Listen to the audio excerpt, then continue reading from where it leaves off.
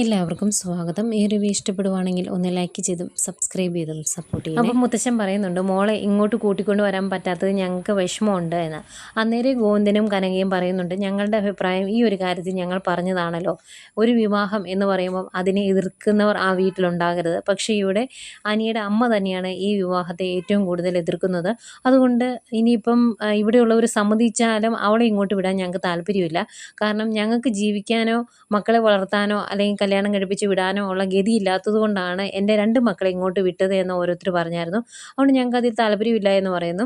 അത് കഴിഞ്ഞ് ഓണക്കോടി കൊടുക്കുമ്പോൾ മുത്തശ്ശൻ പറയുന്നുണ്ട്, ഇഷ്ടം പോലെ ഓണക്കോടി കിട്ടാറുണ്ട്, പിന്നെ എന്തിനാ നീ ഇങ്ങനെ പൈസ കളഞ്ഞത് എന്ന്. അന്നേരം കനക പറയും, ഇവളുടെ ജോലി കിട്ടിയിട്ടുള്ള ആദ്യത്തെ ഓണമാണ്. ആ ഓണത്തിൽ മുത്തശ്ശനും മുത്തശ്ശിക്കും ഡ്രസ്സ് എടുത്ത് തന്നെ അവൾക്ക് വലിയ ആഗ്രഹമായിരുന്നു. കാരണം ഈ സ്റ്റേഷനിൽ തന്നെ അവൾക്ക് പോസ്റ്റിംഗ് കിട്ടാനുള്ള കാരണക്കാരൻ മുത്തശ്ശനാണല്ലോ, അതുകൊണ്ടുകൂടിയാണ് എന്ന് പറയും. എല്ലാവർക്കും ഓണക്കോടി എടുത്തിട്ടുണ്ടെന്നും പറയുന്നുണ്ട്. പിന്നെ നയന എങ്ങനെയുണ്ട് മോളെ, സുഖമാണോ എന്ന് ചോദിക്കുമ്പം സുഖത്തിനൊന്നും ഒരു കുറവും ഇല്ല. ഞാൻ അങ്ങോട്ട് തിരിഞ്ഞാലും ഇങ്ങോട്ട് തിരിഞ്ഞാലും ഇടം വലം വിടാതെ ആദർശൻ്റെ അമ്മ എൻ്റെ കൂടെ തന്നെയുണ്ട്, അതുകൊണ്ട് എനിക്ക് കുഴപ്പമൊന്നുമില്ല എന്ന് നയന പറയുന്നുണ്ട്. ഏതായാലും ഇവർ വന്ന വിവരം അറിഞ്ഞ് ജലജ പാഞ്ഞു പിടിച്ച് അഭയുടെ അടുത്തോട്ട് ചെല്ലുന്നുണ്ട്. എന്നിട്ട് പറയും, ദേ വന്നിട്ടുണ്ട് ഇവളുടെ അച്ഛനും അമ്മയും, കൂടെ ആ നന്ദു ഉണ്ട്, അവളെ ഇങ്ങോട്ട് കൊണ്ടുവരേണ്ട വല്ല കാര്യം ഉണ്ടായിരുന്നോ? പിന്നെ നവീൻ ഇങ്ങോട്ട് വരുന്നുണ്ട് എന്ന് പറഞ്ഞാണ് അവളെ ഇങ്ങോട്ട് കൂട്ടിക്കൊണ്ട് വന്നത്. ഇനി എന്തൊക്കെ സംഭവിക്കുമെന്ന് അറിയത്തില്ല എന്നൊക്കെ ഇങ്ങനെ പറയുമ്പം നവി ചോദിക്കുന്നുണ്ട്, അതിന് നമ്മൾ എന്തിനാണ് ടെൻഷൻ അടിക്കുന്നത്? അവരിവിടെ ഓണം ആഘോഷിക്കാൻ വന്നെങ്കിൽ ആഘോഷിച്ചിട്ട് പൊക്കോളും, നമ്മൾ ടെൻഷൻ അടിക്കേണ്ട കാര്യമൊന്നുമില്ല എന്ന്. അന്നേരം അഭിയും പറയുന്നുണ്ട്, 2 ദിവസത്തെ കാര്യമല്ലേ, നമുക്ക് എങ്ങനെയെങ്കിലും അഡ്ജസ്റ്റ് ചെയ്യാം, അതിനകത്ത് അമ്മ വലിയ പ്രശ്നമൊന്നും ഉണ്ടാക്കാൻ പോകണ്ട എന്ന്. അന്നേരം ജലജ പറയുന്നുണ്ട്, എനിക്ക് ദേഷ്യം വരുന്നുണ്ട്, അതുകൊണ്ട് തന്നെ ഇവിടുന്ന് പോകുന്നതിന് മുമ്പ് അതിൻ്റെയൊക്കെ വയറൊന്ന് കേടാക്കിയാലോ എന്ന് ഞാൻ ആലോചിക്കുന്നുണ്ട് എന്ന് പറയുമ്പം അഭി പറയും, ഓണമായിട്ട് അമ്മ ആവശ്യമില്ലാത്ത കാര്യമൊന്നും ചെയ്തേക്കരുത് എന്ന്. അന്നേരം നവി പറയുന്നുണ്ട്, അങ്ങനെ എന്തെങ്കിലും ചെയ്തിട്ടുണ്ടെങ്കിൽ അത് ചെയ്യുന്നത് നമ്മളായിരിക്കും എന്ന് ഇവിടെയുള്ളവർക്കെല്ലാം നന്നായിട്ട് അറിയാം, അതിൻ്റെ പേര് വേറെ പ്രശ്നങ്ങളുണ്ടാവും, അതുകൊണ്ട് ആ വഴിക്ക് ചിന്തിക്കണ്ട എന്ന് നവ്യ പറയുന്നുണ്ട്.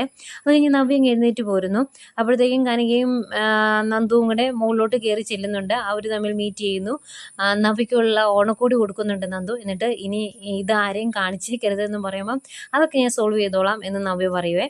അന്നേരം കനക പറയുന്നുണ്ട്, മോളെ നീ അവൻ്റെ കൂടെ കഴിയുന്ന കാര്യം ഓർക്കുമ്പോൾ ഞങ്ങൾക്ക് എല്ലാവർക്കും ടെൻഷനാണ്, അവൻ്റെ സ്വഭാവം എന്നാന്ന് നിനക്കറിയാലോ എന്നൊക്കെ പറയുമ്പം നവ്യ പറയുന്നുണ്ട്, അതൊന്നും ഓർത്ത് അമ്മ പേടിക്കേണ്ട കാര്യമില്ല, അവനെ നന്നായിട്ട് വെള്ളം കുടിപ്പിച്ച് അവൻ ഇവിടെയിട്ട് ഞാൻ ശ്വാസം മുട്ടിച്ചിരിക്കും. ഏതായാലും അനഘ ഇങ്ങോട്ട് വന്നിട്ടുണ്ട്, അവളെ ഇങ്ങോട്ട് കൊണ്ടുവരാൻ പറഞ്ഞത് ഞാനാണ്, അവളുടെ സാന്നിധ്യം പോലും അവന് സഹിക്കാൻ പറ്റാത്ത അവസ്ഥയാണ്, അതുകൊണ്ട് കുറച്ച് കാലം അനഘ ഇവിടെ നിൽക്കട്ടെ എന്നൊക്കെ പറയുന്നു. അത് കഴിഞ്ഞ് നന്ദുവിനോട് ചോദിക്കുന്നുണ്ട്, നിൻ്റെ മുഖം എന്താ വല്ലാണ്ടിരിക്കുന്നത്, എന്താ ഒരു സന്തോഷമില്ലാത്തത് എന്ന്. അന്നത്തേക്കും കനക, ഒരു സന്തോഷക്കുറവുമില്ല, നവീൻ മോൻ വരുമല്ലോ, അന്നേരം നവീൻ മോനോട് സംസാരിച്ചൊക്കെ കഴിയുമ്പോൾ ഈ പ്രശ്നമൊക്കെ അങ്ങ് മാറിക്കോളും, അതുപോലെ നീ നയനോട് പറഞ്ഞ് മോളെ ഒന്ന് സുന്ദരിയാക്കി നിർത്ത് എന്നൊക്കെ പറയും. അന്നേരം നവി ചോദിക്കും, അതെന്തിനാ സുന്ദരിയാക്കി നിർത്തുന്നത്, അവളെ ഇവിടെയുള്ള എല്ലാവരും അതുപോലെ നവീനും ഒക്കെ കണ്ടിട്ടുള്ളതല്ലേ എന്ന് ചോദിക്കുന്നുണ്ട്. അതിനിടയ്ക്ക് നവി ചോദിക്കും, നീ അനിയെ കണ്ടോന്ന്.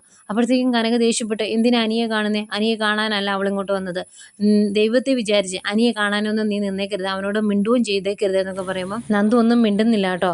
അത് കഴിയുമ്പം കനക പറയും, ഇനി ഇവിടെ ഒന്ന് കുറുകണ്ട, ഇങ്ങ് വന്നേ, നമുക്ക് അവിടെ പോയി അനഘയും കുഞ്ഞിനെയും ഒന്ന് കാണാം എന്ന് പറഞ്ഞ് അവർ അനഘയും കുഞ്ഞിനെയും കാണാനായിട്ട് അങ്ങ് പോകുന്നു. അന്നേരം നയന വിഷമത്തോടെ നവ്യോട് പറയുന്നുണ്ട്, ഇതാണ് അമ്മയുടെ ഒരു സ്ഥിതി, ഇതിനേക്കാൾ കഷ്ടം അച്ഛൻ, പിന്നെ എങ്ങനെയാണ് നമ്മൾ നന്ദുവിൻ്റെ അനിയുടെ വിവാഹം നടത്തുന്നത്, അത് ഓർക്കുമ്പോൾ എനിക്ക് ടെൻഷനാണ് എന്ന് പറയുന്നു.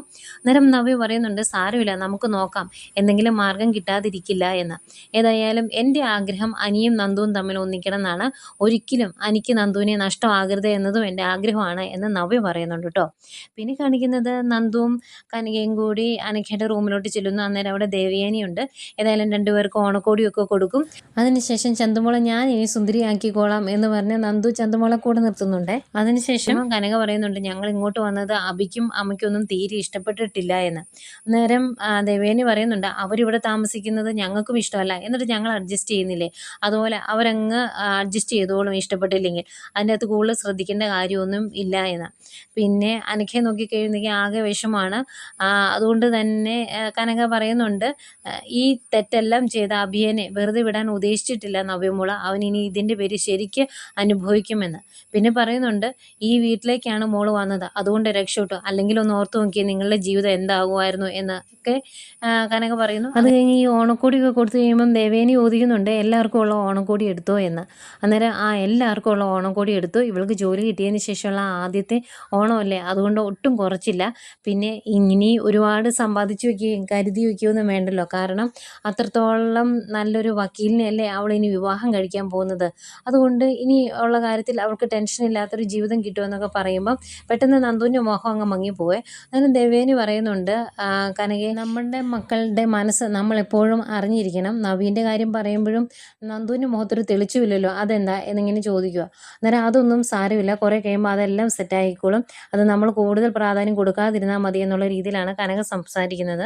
പിന്നീട് അനിയെ കാണിക്കുന്നു. അനി നന്ദു എവിടെയാ എന്നറിയാൻ വേണ്ടി ഇങ്ങനെ അങ്ങോട്ടും ഇങ്ങോട്ടും ഒക്കെ നടന്ന് നോക്കുന്നുണ്ട് അതിലൂടെ. അന്നേരം അത് കണ്ടുകൊണ്ട് വരുന്ന ജാനകി, നീ ആരെയാടാ നോക്കുന്നത് എന്ന് ചോദിക്കും. എന്നിട്ട് ഞാൻ ആരെയും നോക്കിയിട്ടില്ല എന്ന് പറയുമ്പം ജലജ വന്നിട്ട് പറയുന്നുണ്ട്, അവൻ ആ നന്ദുവിനെ നോക്കുമായിരിക്കും, അതായിരിക്കും ഇത്ര വെപ്രാളം എന്നൊക്കെ പറയുമ്പോൾ, ഞാൻ ആരെയും നോക്കിയില്ല, അവരിങ്ങോട്ട് ഓണം ആഘോഷിക്കാൻ വന്നതല്ലേ, അവരെ കാണാതിരിക്കാൻ എനിക്ക് പറ്റത്തില്ലല്ലോ എന്ന് പറയുമ്പം ജാനകി പറയുന്നുണ്ട്, നീ അവളുടെ അച്ഛനോടും അമ്മയോടും എന്തോരം വേണേൽ സംസാരിച്ചു, പക്ഷെ അവളോടങ്ങാനും സംസാരിച്ചിട്ടുണ്ടെങ്കിൽ നോക്കിക്കോ, ഞാൻ അതിൻ്റെ ദേഷ്യം തീർക്കുന്നത് അവളുടെ അച്ഛനോടും അമ്മയോടും ആയിരിക്കും, അത് നീ കാണേണ്ടി വരും എന്നൊക്കെ പറയുന്നു. എന്നിട്ട് ദേഷ്യപ്പെട്ട് അങ്ങ് പോകുന്നു. അത് കഴിയുമ്പോൾ ജലജയും പറയുന്നുണ്ട്, നിനക്ക് നാണമില്ലേടാ അവളുടെ പുറകെ നടക്കാൻ, അവളുടെയും നവീൻ്റെയും വിവാഹം ഉറപ്പിച്ചിരിക്കുവാണ് എന്നുള്ള കാര്യം നിനക്ക് അറിയത്തില്ലേ, ആണുങ്ങളായാൽ അന്തസ്സ് വേണമെന്ന് പറഞ്ഞ് ജലജയുടെ വക ജലജയും അനി ചീത്ത പറഞ്ഞിട്ട് പോകുന്നുണ്ടേ. പിന്നെ കാണിക്കുന്ന നയന രണ്ടുപേരെയും കൊണ്ട് കനകയും നന്ദുവിനെയും കൊണ്ട് ഒരു റൂം കാണിച്ചു കൊടുക്കും. ഇതാണ് നിങ്ങളുടെ റൂം എന്ന് പറയും. അച്ഛന് മറ്റൊരു റൂം ഞാൻ കൊടുത്തോളാം എന്നൊക്കെ പറഞ്ഞ് ഇങ്ങനെ സംസാരിച്ചുകൊണ്ട് നിൽക്കുന്നതേക്കും അങ്ങോട്ടേക്ക് ജലജയും ജാനകിയും കൂടെ വരും. എന്നിട്ട് ജാനകി പറയുന്നുണ്ട്, ഓണം ആഘോഷിക്കാൻ വേണ്ടി ഇങ്ങോട്ട് നിങ്ങൾ രണ്ടുപേരും, അതായത് കനകയും ഗോവിന്ദനും വന്നത് ഞങ്ങൾക്ക് വലിയ കുഴപ്പമൊന്നുമില്ല, പക്ഷേ കല്യാണം കഴിയാതെ ഇവളെ ഇങ്ങോട്ട് കൂട്ടിക്കൊണ്ട് വരേണ്ട കാര്യമില്ലായിരുന്നു എന്ന് പറയുമ്പം നയന വയ്ക്കും, അവൾ വന്നാൽ എന്താ ഇത്ര പ്രശ്നമെന്ന്, അവൾ ഞങ്ങളെ കാണാനാണ് വന്നത്, അല്ലാതെ വേറെ ആരെയും കാണാനല്ല എന്ന് പറയുമ്പം ജാനകി പറയുന്നുണ്ട്, അതാ അങ്ങനെയൊക്കെ പറയും, ഇതിൻ്റെ ഒന്നും കയ്യിലിരിപ്പ് ശരിയല്ല എന്ന് പറയുമ്പം കനക പറയുന്നുണ്ട്, എൻ്റെ മോളെ ഏതായാലും ഇനി അനിയുടെ പുറകെ വരത്തില്ല, അവൾക്ക് നല്ലൊരു വിവാഹം വന്നിട്ടുണ്ട്, അത് ഞങ്ങൾ നടത്തി കൊടുക്കുകയും ചെയ്യും. ഇനിയിപ്പോൾ ജാനകി സമ്മതിച്ചാൽ പോലും എൻ്റെ മകളെ ഇങ്ങോട്ട് വിടാൻ ഞങ്ങൾക്ക് താല്പര്യമില്ല എന്ന് കനക പറയും. അന്നേരം ജലജയ്ക്ക് ചൊറിഞ്ഞു വരും. അന്നേരം ജലജ പറയും, ഇവള് പറയുന്നൊന്നും വിശ്വസിക്കാൻ പറ്റത്തില്ല, കുടിച്ച വെള്ളത്തിൽ ഇവളെ വിശ്വസിക്കരുത്, ഗോവിന്ദൻ പറഞ്ഞാൽ പിന്നെയും നമുക്ക് പരിഗണിക്കാമെന്ന്. അന്നേരം ദേഷ്യം വന്നിട്ട് നയന പറയുന്നുണ്ട്, അതെ, നിങ്ങൾ ഒരുപാട് കിടന്ന് തുള്ളണ്ട, നിങ്ങൾ എന്തൊക്കെയാണ് ചെയ്തു വെച്ചേക്കുന്നത്, അത് എത്രത്തോളം ഉണ്ട് എന്നൊക്കെ എനിക്കും ആദർശനെ നന്നായിട്ട് അറിയാം, എന്നിട്ട് ഞങ്ങളിവിടെ മിണ്ടാതിരിക്കുവാണ്, ഇനി ഞങ്ങളെ കൊണ്ട് അത് പറയിപ്പിക്കാതിരുന്നാൽ നിങ്ങൾക്ക് കൊള്ളാം എന്നൊക്കെ പറഞ്ഞ് ജലജയെ കുറേ ചീത്ത പറയുക. അന്നേരം ജാനകി ചോദിക്കുന്നുണ്ട്, ഇതെന്താ ജലജെ, ഇതെല്ലാം കേട്ടിട്ട് നീ മിണ്ടാതെ നിൽക്കുന്നത്, നിനക്കൊന്നും തിരിച്ച് പറയാനില്ലേ എന്ന് ചോദിക്കുമ്പം നയന പറയുന്നുണ്ട്, തിരിച്ച് പറഞ്ഞിട്ടുണ്ടെങ്കിൽ ശരിയാകിയല്ല എന്ന് നന്നായിട്ട് അറിയാം, അതുകൊണ്ടാണ് മിണ്ടാതെ നിൽക്കുന്നത് എന്ന്. അന്നേരം ജാനകി, പിന്നെ എന്തിനാ ഇവിടെ നീ ചീത്തയൊക്കെ, നീ ഇങ്ങോട്ട് വന്നേ എന്ന് പറഞ്ഞാൽ കൂട്ടിക്കൊണ്ട് പോകും. പോയി കഴിയുമ്പോൾ കനക ചോദിക്കുന്നുണ്ട് നയനോട്, എന്താ നീ അവളെ ഭീഷണിപ്പെടുത്തിയിട്ടും അവൾ മിണ്ടാതിരുന്നത്, അത്രയും വലിയ രഹസ്യം എന്താ നിങ്ങളുടെ കയ്യിലുള്ളത് എന്ന് ചോദിക്കുമ്പം നയന പറയും, അതൊന്നും ഞാൻ ഇപ്പോൾ പറയുന്നില്ല, അവരായിട്ട് എന്നെ കൊണ്ട് പറയിപ്പിക്കാതിരുന്നാൽ അവൾക്ക് തന്നെ കൊള്ളാം എന്നും പറഞ്ഞിട്ട് നയനെ അവിടെ നിന്ന് അങ്ങ് പോകും. അത് കഴിഞ്ഞ് ആദർശനോട് ഇത് പോയി പറയുമ്പോൾ ആദർശ് പറയുന്നുണ്ട്, അതൊന്നും ഓർത്ത് നീ ടെൻഷൻ ആകുമൊന്നും വേണ്ട, മുത്തശ്ശൻ ഒരു അസുഖം വന്നപ്പോഴാണ് മുത്തശ്ശൻ്റെ സ്വഭാവമൊക്കെ മാറ്റി ഒന്ന് ഒതുങ്ങിയത്, പിന്നെ ഇനി ആ പഴയ സ്വഭാവം എടുക്കേണ്ട ഒരു അവസരം വന്നിട്ടുണ്ടെങ്കിൽ മുത്തശ്ശൻ അത് ചെയ്യുക തന്നെ ചെയ്യും, അനിക്കും നന്ദുവിനും ഒന്നിക്കാൻ എന്തെങ്കിലും ഒരു അവസരം കിട്ടിയിട്ടുണ്ടെങ്കിൽ മുത്തശ്ശൻ അത് ചെയ്തോളും, അതിനുവേണ്ടി നീ ഇനി ടെൻഷൻ അടിക്കേണ്ട, വയറ്റിൽ കുഞ്ഞുള്ളപ്പം എന്നൊക്കെ പറഞ്ഞ് നയനെയും ഒന്ന് ഉപദേശിക്കുകയും ആശ്വസിപ്പിക്കുകയും ഒക്കെ ചെയ്യുന്നുണ്ട് ആദർശം. പിന്നെ കാണിക്കുന്ന കനകയും നവ്യയും കൂടെ സംസാരിക്കുന്നതാണ്. നവ്യയോട് പറയുന്നുണ്ട്, മോളെ നിൻ്റെ കാര്യം ഓർക്കുമ്പോൾ ഞങ്ങൾക്ക് നല്ല വിഷമമുണ്ട്, അഭിയുടെ കൂടെ ആ ഒരു റൂമിൽ കഴിയുമ്പം നീ സൂക്ഷിക്കണം എന്നൊക്കെ പറയുമ്പം നവ്യ പറയും, അങ്ങനെ സൂക്ഷിക്കേണ്ട കാര്യമൊന്നുമില്ല, എന്തായാലും അവനെ നന്നായിട്ട് വെള്ളം കുടിപ്പിച്ച് അവൻ്റെ സ്വസ്ഥത കളഞ്ഞ് അവനെ തകർത്തിട്ടേ ഞാൻ ഈ സത്യം പുറത്ത് വിളിച്ച് പറയുള്ളൂ എന്ന് പറയുന്നുണ്ട്. ഇവർ സംസാരിച്ചുകൊണ്ട് നിൽക്കുന്നേക്ക് അങ്ങോട്ടേക്ക് ജലജ വരും. എന്നത്തെയും പോലെ തന്നെ നവ്യ കനകയോട് ദേഷ്യപ്പെടുന്ന പോലെ കാണിക്കുന്നു. അന്നേരം എന്താ മോളെ, എന്താ സംഭവം എന്ന് ജലജ ചോദിക്കുമ്പം നവ്യ പറയുന്നുണ്ട്, ഇവർ പിന്നെയും എന്നെ ബ്രെയിൻ വാഷ് ചെയ്യാനും അഭിയുടെ കുറ്റം പറയാനും ഒക്കെ ആയിട്ട് വന്നതാണ്, അത് ഞാൻ സമ്മതിച്ചു കൊടുത്തില്ല, അതിൻ്റെ ദേഷ്യമായി ഇവർക്ക് എന്ന് പറയുമ്പം എന്തിനാ കനക ഒരു ഓണമായിട്ട് വെറുതെ വഴക്കുണ്ടാക്കാൻ ശ്രമിക്കുന്നത് എന്ന് ജലജ ചോദിക്കുന്നുണ്ട്.